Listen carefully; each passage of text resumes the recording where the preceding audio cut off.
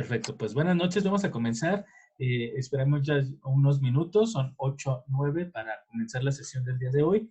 Lainey, bienvenida. Vamos a comenzar. No sé si tuviste ya la oportunidad, Lainey, de revisar un poquito la plataforma. Me comentabas que tenías unos problemitas la vez pasada.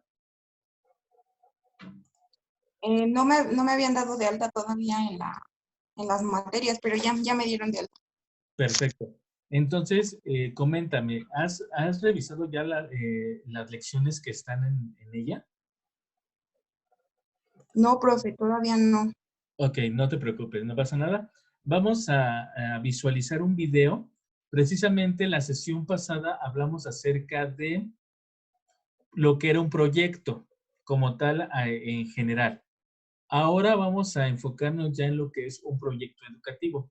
Para esto te voy a pedir que si tienes a la mano ahí tu libreta y un bolígrafo para que puedas escribir los puntos más relevantes de estos dos videos que te voy a colocar y al final hacemos como una retroalimentación de lo que se trataron esos videos, ¿ok? Confírmame si lo puedes ver ya en tu pantalla. Sí, profe. Perfecto, comenzamos entonces. Nada más espérame porque no le puse sonido, entonces tengo que ponerle sonido para que lo escuches.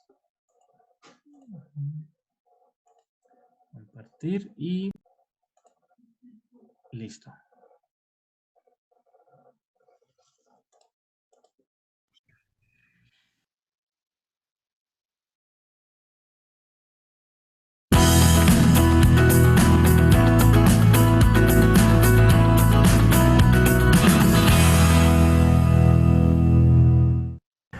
El ser humano nunca se detiene. Siempre quiere avanzar, mejorar, seguir creciendo, evolucionar. En esa dinámica, la innovación y la creatividad nos dan la posibilidad de construir una realidad diferente, que supere dificultades del pasado, que proponga mejoras factibles en el presente o que proyecte cambios a desarrollar en el futuro. La educación, ese proceso artesanal de construirnos y aprender a vivir, nos permite crear e innovar en los procesos de enseñanza-aprendizaje a través de los proyectos educativos, una herramienta clave para el progreso académico. Todo proyecto nace de una idea, donde tras analizar la realidad de nuestro contexto educativo, detectamos ciertas circunstancias que tienen posibilidad de mejora. Es en ese momento cuando nos embarcamos en un viaje cuyo destino nos permita dar respuesta y solución al mismo. Un proyecto educativo se sustenta en un proceso reflexivo a partir del cual identificamos necesidades específicas en el aula, problemas que podemos encontrar en el contexto educativo o áreas de mejora respecto al proceso de enseñanza-aprendizaje. Cualquier reto es una oportunidad para mejorar y evolucionar a nivel global y holístico, como seres humanos, siendo el fin de todo proyecto mejorar la realidad educativa. Con esta premisa vamos a conocer todos aquellos aspectos que se deben tener en cuenta para realizar un proyecto educativo. A continuación expondremos los principales elementos clave que deben desarrollarse y la información que se recogerá en los mismos. Los apartados de un proyecto son: ficha descriptiva, donde se recogerán algunas características fundamentales del proyecto, ligadas tanto a su definición como a la gente que intervienen y participan en el mismo. Justificación, en la que se recogerán la definición del problema, necesidad, barrera o reto desde el que partimos para el proyecto y el planteamiento de las alternativas de solución para el mismo, atendiendo siempre a las características del contexto donde vamos a desarrollarlo. Marco teórico, donde construiremos los pilares teóricos sobre los que sustentaremos la aplicación de nuestro proyecto, utilizando para ello estudios de expertos, legislación, otros proyectos o investigaciones. Objetivos, donde se enunciará de forma clara y concisa los propósitos, fines y o metas que se pretenden alcanzar con la puesta en marcha del proyecto educativo. Metodología, reflejando las estrategias de actuación que se van a implementar en el proyecto para la consecución de los objetivos planteados. Actividades, acciones pedagógicas, enumerando y explicando en detalle cada una de las tareas que se llevarán a cabo dentro del proyecto, especificando aspectos como los contenidos que se abordarán, las competencias que se desarrollarán, su duración, sus objetivos concretos o el desarrollo de las mismas. Temporalización, donde fijaremos los plazos y fases de la implementación, ya que una buena secuenciación también marca la diferencia para el éxito. Recursos, donde incluiremos la planificación de todas aquellas necesidades personales, materiales y económicas que precisamos para la realización del proyecto. Evaluación, en la que valoraremos los beneficios e inconvenientes del proyecto y la consecución o no de los objetivos fines propuestos, siendo fundamental conocer los resultados para poder tomar decisiones sobre futuras modificaciones, cambios o mejoras en el mismo. Tras la realización de todo proyecto, como fruto del trabajo realizado, debemos poner de manifiesto las principales conclusiones y lecciones que hemos aprendido con su realización. Por ello, es preciso llevar a cabo un proceso de reflexión donde podamos reconocer todos aquellos aspectos que dan valor a nuestra iniciativa, justificando el sentido de su realización y de mantener su aplicación, tanto en nuestro contexto educativo como la posibilidad de trasladarlo y replicarlo en otros.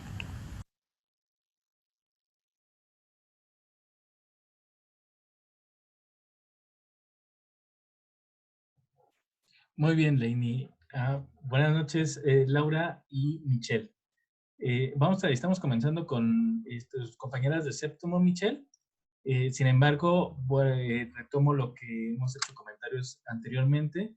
Me gustaría que pusieras atención en lo que estamos mencionando con ellas, porque también lo vamos a enlazar con tu materia. ¿Ok? Laura, buenas noches. Laini. Laura, ¿tuviste la oportunidad de visualizar el video? ¿Sí lo alcanzaste a ver y a escuchar? No, profe, ya solo fue el final. Ok. Te voy a invitar entonces para que más adelante lo puedas visualizar. Está en la plataforma. Es el primer video de la lección número 2. ¿Ok? Laini, Sí, profe. gracias, Laura. Laini, ¿lo pudiste visualizar completo el video? Sí, profe. Ok. Dime entonces algunos puntos importantes que se trató este video. Pues habla de los pasos a seguir para crear un proyecto, como nos mencionaba que era la ficha descriptiva, la justificación, los objetivos, el marco teórico y la metodología, entre otros. ¿Para qué hacer un proyecto educativo? Pues para la mejora de la sociedad. Tal cual, ¿no? Diste una palabrita clave que mencionó en el video, que es para hacer mejoras, que nos dan una realidad, que nos muestran una realidad que estamos viviendo en un contexto educativo. Para innovar, fíjate que me llamó mucho la atención ahorita que mencionara esas palabras. Si bien recuerdo, ya tuvieron la materia de creatividad. Y si no, Michelle nos puede ayudar en eso. A mí me tocó darle la clase a Michelle de creatividad del cuatrimestre pasado. En esa materia veíamos cómo pues es importante que un docente que está aquí frente a un grupo sea alguien que sea creativo, que sea innovador. ¿Para qué? Para hacer ciertas mejoras, para ver en ese contexto educativo en el que nos encontramos, qué áreas de oportunidad existen y a partir de entonces, sí realizar un proyecto educativo. Ya vemos todos los pasos que nos están mencionando, que primero, bueno, ver una ficha descriptiva de acuerdo y con base a la realidad que se está viviendo en el contexto educativo en el que laboro o en el que estoy realizando mi investigación para realizar el proyecto educativo. No es lo mismo realizar esa investigación o querer hacer un proyecto educativo en una zona rural o una zona urbana, ¿no? Y que lamentablemente en nuestro país nos colocan un mismo proyecto educativo o nos lanzan ciertos proyectos no tomando en cuenta esos contextos, ¿no? De repente este gobierno quiso como tomar en cuenta esos puntos, ¿no? E hizo una dosificación, ¿no? Una clasificación de todos los estados de nuestro país y del contexto general de cada uno de ellos, ¿no? De repente veíamos ya en el plan y programa algunas puntos o algunas situaciones que viven en Oaxaca diferentes a las que se viven en la Ciudad de México. Entonces, en ese contexto, ese estudio que se tiene que realizar es con base a ese contexto que se vive en la escuela, en la zona escolar, en la supervisión o incluso también en tu mismo grupo. Te quiero comentar que se puede realizar un proyecto educativo con base ya en el conocimiento que tú tengas de los alumnos. Posiblemente no los conoces como tal, porque no les has dado clase. Sin embargo, sí hay como cierto conocimiento por lo que cuenta que el maestro, por lo que cuenta el director, por lo que tú observaste durante el ciclo escolar de ese grupo. Entonces tenemos como cierta idea, ¿no? Si no, con base a nuestros diagnósticos que realizamos, entonces nos permite realizar un proyecto educativo. un proyecto a una escala pequeña, ¿no? En nuestro grupo. Pero ya si hablamos de proyectos educativos a una escala mayor, entonces veamos cuáles son las necesidades, qué es lo que, sí, cuáles son los elementos de ese proyecto.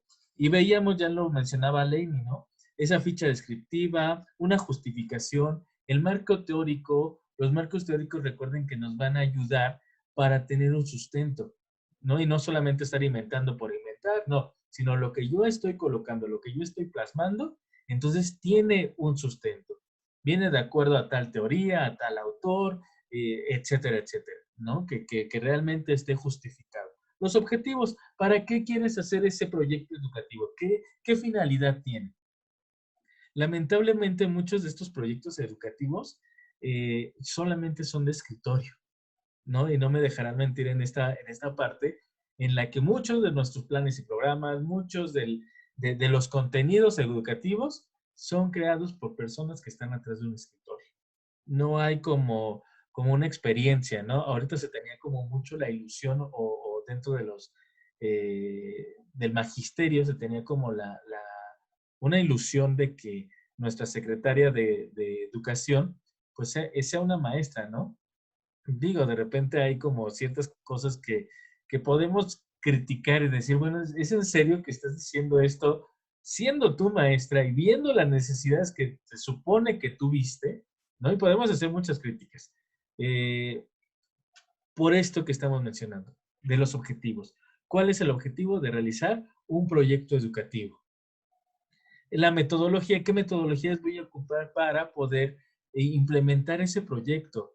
Que no se quede en letras muertas, sino que realmente lo podamos llevar a la práctica. Y esa es la finalidad del proyecto, que lo puedas llevar a cabo, que lo puedas aterrizar, que lo puedas ejecutar. Si no, de verdad se convierte solamente en letras muertas y en un escrito que puede estar muy bonito, puede estar muy bien redactado, puede tener excelentes objetivos, pero que no están de acuerdo a una realidad, que no están de acuerdo a un contexto, que, que se queda solamente en el aire, ¿no? Y que vemos que lamentablemente es una realidad en nuestro país.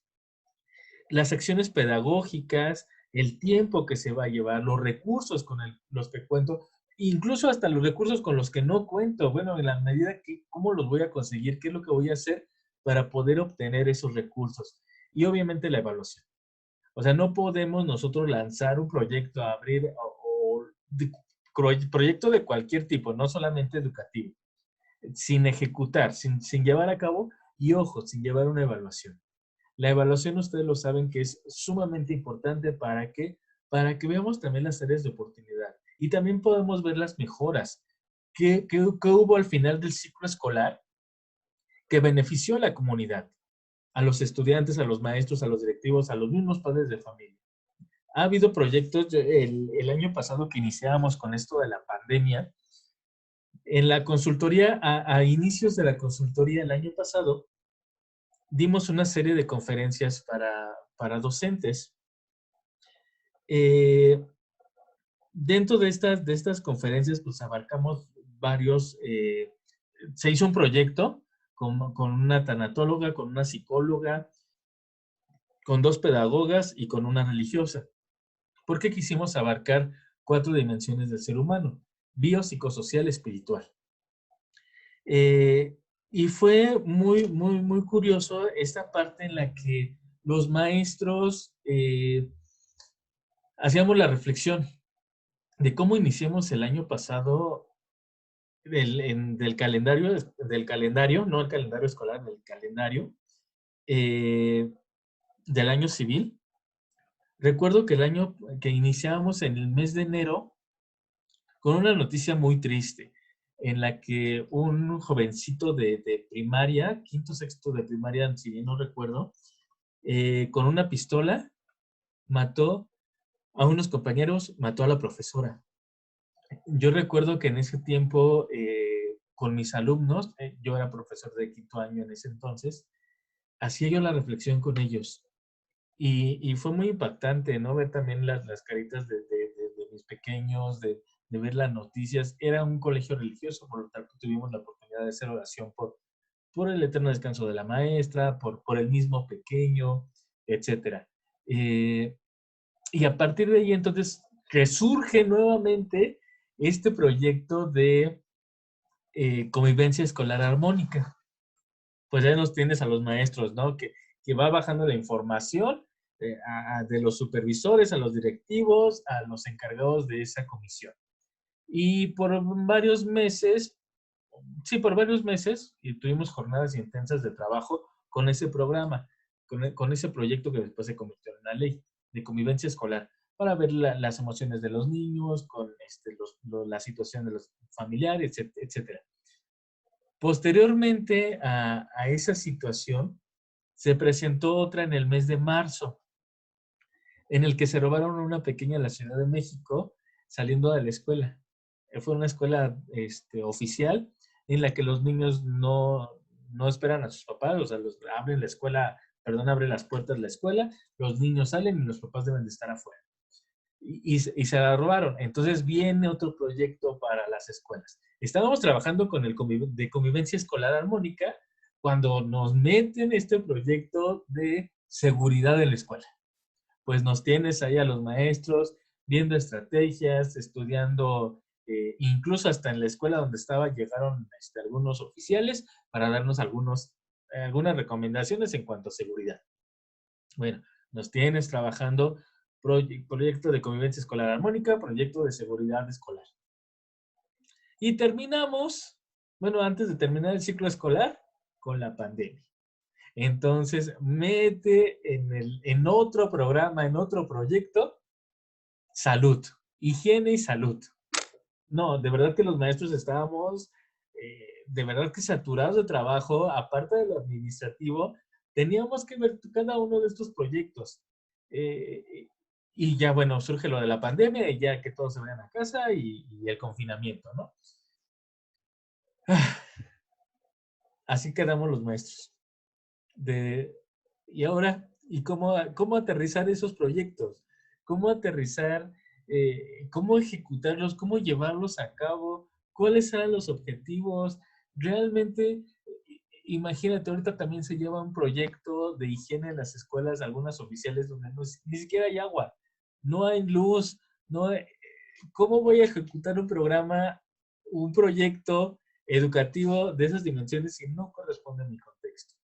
Entonces, nos damos cuenta cómo debe de cumplir ese objetivo, debo de tener claros objetivos con base a una realidad y al final realizar una evaluación.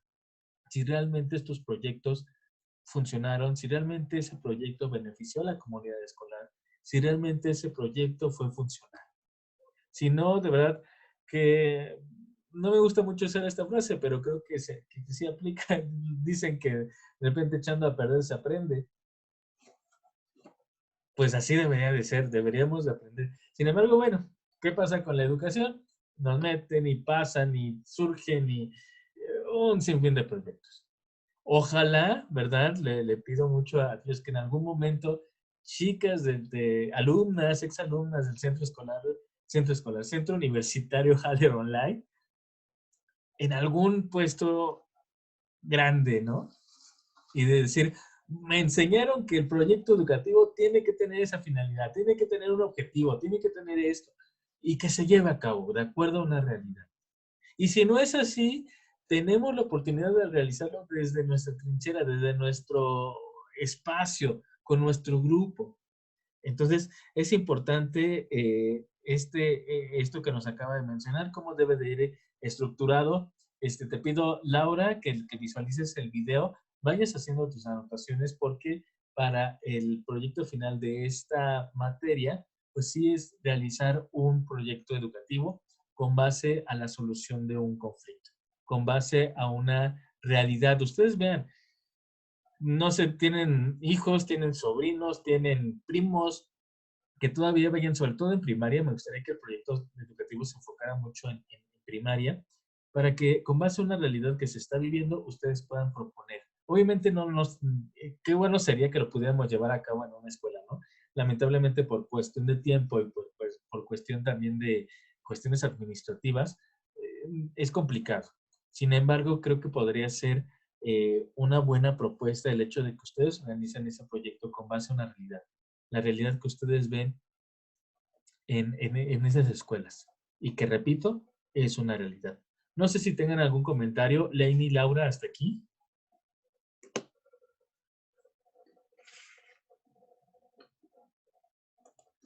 ¿Sí están, chicas, o ya se me fueron? O ya las aburrió, ya se durmieron, o no sé qué pasó. Chicas, están ahí, manifiéstense, por favor. No me digan que estoy hablando solo. Bueno, muy bien. Pues si no, después ven en el video, no hay ningún problema. En plataforma también viene ya lo que es cómo hacer un proyecto educativo, vienen los pasos, ¿qué es un proyecto educativo? Que es un conjunto de actividades a realizarse en lugar determinado, en un tiempo determinado, con determinados recursos, para lograr objetivos y metas preestablecidas. Si en algún momento se le ocurre al profesor Luis realizar una evaluación escrita, les puede preguntar, ¿qué es un proyecto educativo? ¿Cuál es la respuesta? Es ese conjunto de actividades a realizarse. Con un determinado tiempo, con un determinado espacio, con ciertos objetivos que alcanzar y con metas preestablecidas. El diseño de un proyecto, bueno, ¿qué implica? Implica que el proyecto debe diseñarse, proponerse, implementarse, ejecutarse y evaluarse, como yo decía en el video. Una reflexión en la cual convergen las necesidades y los medios para satisfacerlos. La identificación de una necesidad, los intereses institucionales, académicos y personales. ¿Cuáles son esas etapas del proyecto? Bueno, primero es un análisis de la situación educativa. El segundo es la selección y definición del problema. Aquí es, bueno, con base en la realidad, ¿qué es lo que tú quieres atacar? ¿Qué es lo que tú quieres proponer para poder solucionar? Entonces, definir el problema. 3, definición de los objetivos del proyecto. Aquí pues ya entra la parte de la redacción de objetivos con base a los verbos de Bloom, etcétera, ¿no? La justificación del proyecto, ¿por qué lo estás haciendo? ¿No? Con base nuevamente a la realidad. Los recursos humanos, materiales y económicos, la evaluación y la redacción del proyecto final. Análisis de la situación educativa, bueno, las necesidades de los alumnos y se definen las causas y consecuencias y se identifican también si se pueden resolver. Muy bien, chicas, pues hasta aquí, les repito, tengo que ir un poquito más rápido porque el tiempo nos apremia. Entonces, queda ya como tarea que no me tienen que entregar. Sin embargo, bueno, sí, lo voy a subir a plataforma.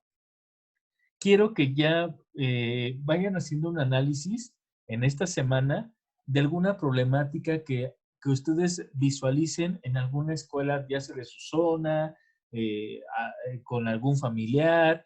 ¿Qué problemáticas se están enfrentando actualmente en esa escuela? ¿Sale? Entonces, como tarea va a ser esta parte de realizar o hacer visualizar alguna problemática que se encuentre dentro de alguna institución educativa. Lo estoy subiendo en este momento para que no se nos vaya a olvidar. Y es la tarea de esta semana, chicos. ¿Alguna duda, Lainey? ¿Alguna duda, Laura? No, profe. Pensé que ya se estaban durmiendo, dije tal vez estoy hablando mucho y ahora sí las dormí. Muy bien. No. ¿No? Ok. Entonces, chicas, queda la tarea para la próxima semana. Les repito, tengo que ir un poquito más rápido. El tiempo nos apremia. Son pocas sesiones las de en este tiempo. Aparte que tuvimos 2 puentes que nos tocaron el lunes. Vayan checando, por favor, la información de plataforma. Ya las dieron de alta. Vayan visualizando los videos. Y si tienen alguna duda, por favor, comuníquense conmigo vía WhatsApp o vía plataforma, porque sí es muy importante que ya vayamos avanzando de esa manera, ¿vale? Muy bien, chicas, pues muchas gracias, Lainey, muchas gracias, Laura, y nos estamos viendo la próxima semana.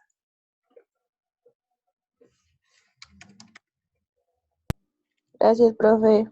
Bye. No te me vayas, Michelle. Vamos a continuar contigo. Coméntame, por favor, ¿tuviste la oportunidad de visualizar la plataforma? No, profesor, la verdad es que no he checado nada. He tenido mucho trabajo. ¿Por qué? Y ya casi cierre de año, cierre de mes, todo. Sí, sí, me Ya es imagino, que y no, mucho trabajo, ¿no? En este tiempo. Vamos a trabajar de esa manera, Michelle, que tú veas, visualices también la información que está en plataforma, pero también con base a estas sesiones que vamos a tener, de verdad, me tengo que ir más rápido, como te comentaba con tus compañeras, porque el tiempo apremia, son nada más, creo que ya nada más son 3, 4 sesiones las que tenemos, y pues tenemos que terminar con esta materia. Voy a empezar a compartir pantalla con la plataforma para que tú la puedas visualizar, y si hay alguna duda, pues también me la hagas saber, ¿vale? Dame unos minutitos.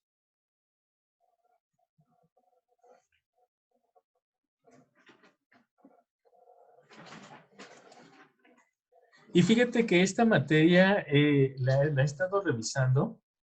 Es interesante, aunque ya veíamos la sesión pasada cómo se va a relacionar muchísimo con algunas otras ciencias como es psicología, como es sociología, como es pedagogía, como es la misma educación. Entonces, ahora en el tema del día de hoy,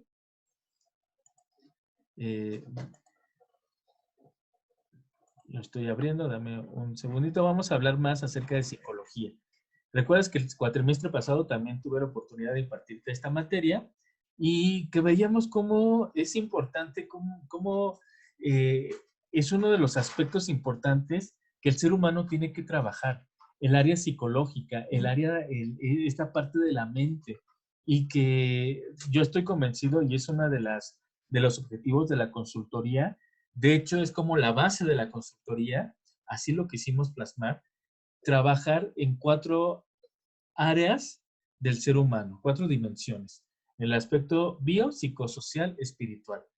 Hoy en día nos damos cuenta que si tenemos un equilibrio en, en estas 4 dimensiones, el ser humano es capaz de lograr grandes cosas. Y hoy precisamente vamos a hablar, se está abriendo la presentación, vamos a hablar de esta parte de la psicología, cómo existe la psicología de masas, la psicología social, y que van todos de la mano, no van relacionadas. Ya decíamos la clase pasada que también es importante visualizar y estudiar al ser humano en esa comunidad, en esa sociedad, para ver también la manera en la que se aprende, ¿no? Y bueno, son tanto la psicología social como la sociología van como muy de la mano, ¿no? Hay algunas diferencias, claro que las hay, porque en esta parte la sociología sí hace el estudio, pero no se adentra en lo que es la mente del ser humano, como es la psicología. Entonces, vamos a ver hoy la diferencia, ya se está abriendo aquí la información. Dame unos segunditos, aquí está. Y comienzo a compartir pantalla. Tú me indicas si ya se puede visualizar en tu pantalla la presentación, ¿ok? Y compartir. ¿Me puedes visualizar, Michelle? Bueno, se ve nada más rosa. no, todavía no. Me parece que está cargando. Ya. Perfecto. ¿Qué es lo que nos dice? Que la psicología social se ha ido generando como disciplina científica un amplio conjunto de conocimientos sobre su objeto central de análisis. La relación entre persona y sociedad, es decir, entre los procesos psicológicos que tienen lugar en el marco de la sociedad considerada en su conjunto. La psicología social entonces se va a encargar de ver esa relación entre persona y sociedad. Ajá. Entre esos procesos psicológicos, los procesos que tienen lugar en el marco de la sociedad, cómo se va desenvolviendo el ser humano en ese conjunto de seres. A la hora de entender el significado y el alcance de la psicología social, es importante considerar lo siguiente. Fíjate que hay tres fases: la fase teórica, la fase investigadora y la fase aplicativa. Estas tres fases se necesitan e implican mutuamente y componen un ciclo. ¿Cuál es? La introducción al tema. Nos adelanta la estructura del tema, como es la psicología social y vamos a ver su desarrollo histórico. ¿Cuál es este desarrollo histórico? La psicología social surge a finales del siglo XIX. No tiene tantísimo tiempo esta ciencia, algo comúnmente aceptado en medio de intensas convulsiones y conflictos sociales, como un intento de dar respuesta a una serie de cuestiones de gran calado social para las que ya no valían las explicaciones vigentes en ese momento. Explicaciones como son unas explicaciones que daban desde el punto de vista teológico, desde el punto de vista histórico, filosófico, incluso hasta jurídicas, ¿no? Ya de repente como que esas ciencias ya no, o quedaba como les quedaba muy corta esta parte del estudio de la mente del ser humano en la sociedad. Hay dimensiones, hay algunas explicaciones teológicas, ¿no? Que ayudan a dar como una respuesta del por qué el ser humano vive en esa sociedad y más bien su manera de vivir, ¿no? E incluso hasta la explicación que tiene que ver con la filosofía también, da una explicación al por qué el ser humano vive y cómo es que este ser humano vive en ese conjunto social. Pero en ese tenor de la teología, tiene que haber un ser superior, un ser supremo, ¿no? Dios. Dios como centro de una convivencia a nivel social. Entonces, de repente, como que ya no fue tan aceptada esa idea, ¿no? De repente ya hubo algunos científicos, algunos autores que mencionan que Dios no existe, que Dios no es, que Dios es un invento. Entonces ya no se acepta que el ser humano se rija, su pensamiento, su mente, por ese ser supremo. Entonces viene a revolucionar la psicología social o se empieza, va a tener un auge la psicología social para dar una interpretación o para dar una explicación científica de la mente del ser humano en ese conjunto social, ya dejando a un lado esta parte teológica. Posteriormente viene el aspecto histórico, el aspecto filosófico, jurídico, ¿no? Que tratan de dar, reitero, esa explicación del comportamiento del ser humano a nivel social. Abundan los trabajos valiosos sobre la historia de la psicología social. Vamos a destacar tres. El primero, pues, es la visión historiográfica de Grauman en 1995. Fíjate cómo no tiene mucho esta ciencia, ¿eh? Los trabajos de Berkshire en 1992 y de Expósito en el 2005. O sea, son trabajos realmente actuales. Y las revisiones históricas en castellano, como las de Blanco en 1988, Ibanez en 1990, Páez, Valencia, Morales y Ursa en 1992. ¿Qué nos dice? Bueno, Grauman en 1995 es pionero en la aplicación de la histografía, que es el estudio científico del pasado utilizando la metodología adecuada como documentos, archivos y similares. Entonces, la histografía tiene que ver con este conjunto o estudio de diferentes archivos, de diferentes documentos, que nos van a llevar a una orientación en cuanto al orden cronológico, pero es basado, reitero, en documentos, en archivos. Al estudio del pasado de la psicología social, en el siglo XIX existen dos antecedentes directos de la actual psicología social. Uno son la psicología de los pueblos o la Volkers Physiology o algo así, no puedo pronunciarlo correctamente, que surge en Alemania y el autor fundamental es Wundt. Y la segunda, que es la psicología de las masas. Esta surge en Italia y Francia y el autor fundamental es Le Bon y posteriormente lo destacó Mogol.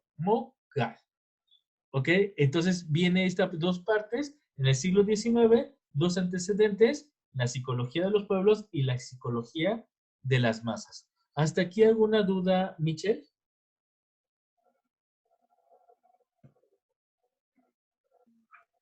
Sí, profe. Bueno, comenta lo de la psicología de los pueblos y la psicología de las masas. Ahí como que no entendí nada, la verdad.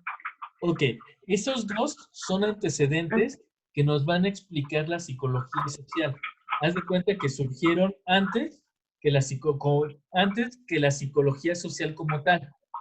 Entonces es como la base de esta ciencia, de la psicología social. ¿Por qué? Como Porque el está acto de estas... los pueblos sería como lo que ellos pensaban acerca de las pequeñas comunidades o lo que pasaba en ellas, y en cuanto a la psicología de las masas, lo que los rodea. Exacto, Bueno, es ¿no? que Y también tiene ¿sí? que ver con esta, como podremos mencionar también, como el conjunto también de esos pueblos, como el conjunto de pueblos en masa. ¿Sí? Más o menos. Entonces, Sí, ya. pero esos son antecedentes de la psicología social. Y precisamente te voy a pedir que en la plataforma ahorita lo voy a colocar como tarea. También me gustaría que investigaras en qué consistía la psicología de los pueblos y en qué consistía la psicología de las masas. Y entonces, a partir de las definiciones que tú me des, vamos a comenzar la siguiente sesión. ¿Por qué? Porque entonces quiero que a través de esos antecedentes veamos qué son las bases de estudio de la psicología social. A partir de ahí, bueno, ya se crea la psicología social para poder ya adentrarnos un tanto y lo que tiene que ver con la educación. Porque sin duda alguna, tanto la psicología de los pueblos como la psicología de las masas, que son antecedentes de la psicología social, van a tener una gran influencia en en la educación. O sea, cómo era la educación antes de la psicología social. ¿Cómo aprendían? ¿Ok? Te comento así un poquito para que tengas una idea como más clara para tu investigación. La psicología de los pueblos se centraba en el estudio de los procesos mentales de un pueblo o una comunidad. Presuponía que estos procesos sobrepasaban a las personas individuales y solo se podían estudiar en su cristalización y en productos socioculturales, de manera especial en el lenguaje, en el arte, en las tradiciones y en algunos otros productos similares. Y este antecedente no ha llegado, dice que no ha llegado a nuestros días. La psicología de las masas, su afirmación central era la existencia de una unidad psicológica de la masa, que daba lugar a una especie de mente grupal, distinta de la mente de las personas individuales de las que se compone. Su influencia notablemente modificada se deja ver en algunas áreas actuales como el conformismo, la desindividualización o el liderazgo. Fíjate que cuando estaba preparando esta presentación, cuando estaba preparando esta materia, se me vino a la mente, ya que actualmente se está como tomando mucho en cuenta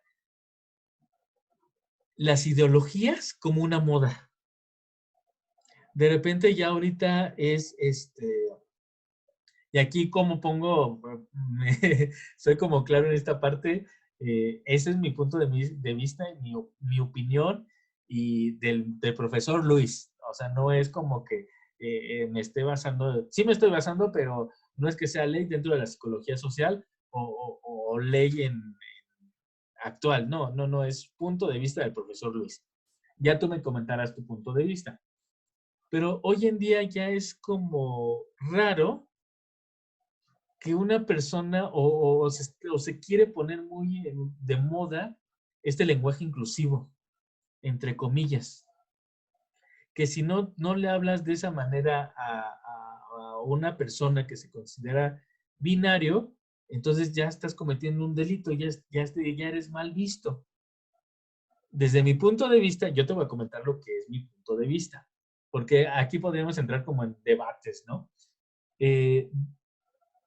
Dice la frase, que tu libertad comienza donde termina, donde comienza la libertad de la otra persona también. ¿Dónde está mi libertad? Si yo no creo en eso, ¿por qué me van a obligar a hablar de esa manera?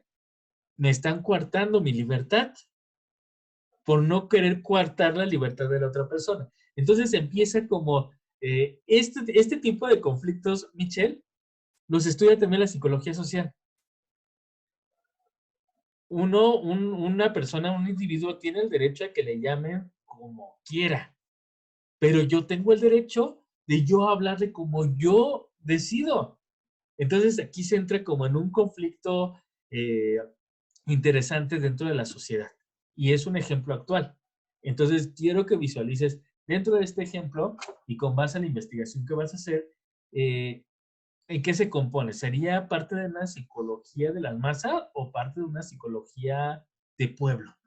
Entonces, quiero que a través de este ejemplo que acabamos de colocar, Michelle, tú vayas visualizando y vayas haciendo como la comparación. ¿Sale? ¿Alguna duda, algún comentario, Michelle? No, profe. Ok. Con esto, pues vamos finalizando la sesión del día de hoy. Te digo, vamos rápido, pero quiero ser como muy conciso, ¿vale? Esta presentación que te acabo de colocar viene en plataforma, también ya la puedes visualizar para complementar tu información, más bien para complementar tu investigación. Otra cosa, Michelle, bueno, ya cerrando la sesión y pasando como a otro tema, el día sábado te toca tu presentación en el webinar. Platícame cómo vas, has hecho investigación, tienes alguna duda, cómo te sientes también en el aspecto emocional para enfrentarte a este reto que tienes el próximo sábado, Michelle. Pues sí, ya como que ya me mentalicé. Nada más ahorita estoy con lo de las diapositivas, que no he hecho ninguna. Yo creo que ya mañana las hago para pasárselas, pero sí, pues muy bien hasta ahorita. Te voy a confesar un aspecto. Tanto Miss Alma como yo tenemos altas expectativas en ti. Confiamos mucho en ti. Hemos visto tu evolución y te decía yo en un principio, ¿no? Quisimos hacer esta actividad contigo también porque vemos tu capacidad, vemos la capacidad que tiene Michelle. Digo, esto es una actividad de séptimo cuatrimestre, estamos trabajando con tus compañeros de séptimo. Sin embargo, vimos que es una buena oportunidad también. Yo te decía, Michelle, que vamos a explotar lo más que podamos, en el buen sentido de la palabra, ¿no? Para que tú tengas muchísimo más experiencia. Entonces, tú indícanos, por favor, si vas a querer con tus compañeras, tanto con Laura, Lainey y Yasmín, hicimos en la semana, hicimos una prueba, hicimos un ensayo. ¿Por qué? Porque hay que ver ciertos detalles, ¿no? De repente, por ejemplo, a Laura se salió de la sesión, entonces nosotros tuvimos que entrar porque si no en Facebook no se iba a visualizar nada. Detallitos técnicos que tenemos que considerar, ¿no? El tono de voz, cómo apareces en el cuadro. Por eso es incorrecto lo que yo estoy haciendo. Yo aparezco del lado derecho de tu pantalla. Y no, eso es incorrecto. Tengo que centrarme. Ajá. Entonces, detallitos de ese índole, queremos tratarlos contigo, Michelle. Tú nos indicas. El jueves va a ser un poquito complicado con una situación familiar, pero yo espero que el día viernes, digo, y confiamos mucho en ti, no creo que haya mayor problema. Nos mandas, por favor, la presentación, también para irla puliendo, algunos detalles por ahí que se nos puedan pasar, y comentarte, y también que nos expongas a nosotros primero. ¿Sale, Michelle? Ya sea, yo creo que va a ser el viernes, pero no por la tarde-noche, que hagamos este ensayo. ¿Cómo ves, Michelle? Sí, profe, el viernes, bueno, yo llego a trabajar como 7:30. No sé si se pueda más o menos a esa hora. ¿A qué horas, perdón? Llego entre 7 y 7:30 más tarde los viernes, porque como tenemos, bueno, es la nómina, nos esperamos un poquito más. No hay problema, incluso hemos trabajado con Lainey la vez pasada, no recuerdo si fue con Lainey o con Yasmín, 9, 9:30, de verdad que no hay problema. Lo que nosotros queremos es que se sientan ustedes acompañadas, que sientan ese apoyo por parte de nosotros como docentes y que vayan el día sábado, el día que les toque el webinar, con toda la seguridad. Entonces, tú nada más pilla un mensajito, ya sea a Miss Alma o a tu servidor, nos puedes mandar ahí un mensajito, profes, el día viernes, a las 8:30, para poder hacer el ensayo y con todo gusto. Ya sea que esté Miss Alma o que esté yo, no hay ningún problema, pero estamos al pendiente, ¿sale? Sí, profe, porque de hecho si quiero hacer como la prueba, me van a prestar una laptop para ver cómo compartir y para estar desde el teléfono y de la laptop. Me voy a conectar en los dos por cualquier situación. O sea, tener como las dos sesiones abiertas, tanto en mi teléfono como en la lab, para que pueda tener las dos opciones. Ok, nada más nos avisas, te voy a pedir que nos avises ya sea el jueves o el viernes temprano para mandarte la liga de acceso a Zoom, porque va a ser por Zoom, no va a ser por plataforma Telmex, va a ser por Zoom, porque en Zoom sí nos permite compartir en Facebook en vivo y Telmex no, entonces por eso va a ser en Zoom, pero es exactamente lo mismo, no cambia mucho ninguna de las dos aplicaciones. ¿Sale, Michelle? Muy Okay, bien. profe. Pues si no hay ninguna duda, algún comentario. No, profe, el viernes realizamos el ensayo. Perfecto. Por favor, visualízalo chécalo de la plataforma y pues nos estamos viendo en esta semana para tu webinar del día sábado. Ok, profe, gracias. Cuídate mucho. Bendiciones. Bye bye.